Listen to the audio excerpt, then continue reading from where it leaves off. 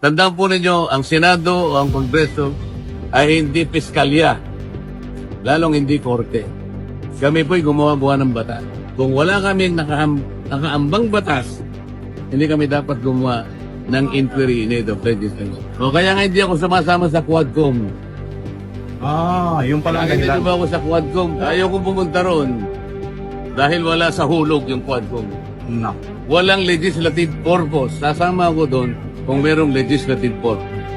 Titingnan ko, ano ba yung ginawa na ninyo? Asan ang mga blanco na dapat punan? Kailangan i-fill up mo lang, di ba?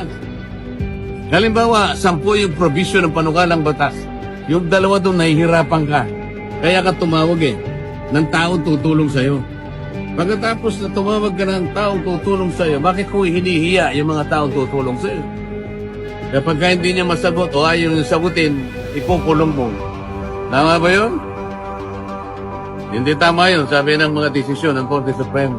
Kinakailangan meron kang legislative purpose at ang pangalawang standard, there should be the rule on pertinency. Ibig sabihin, kung yung tanong mo hindi naman pertinent sa ginagawa mo, wala kang karapatang magtanong na gano'n.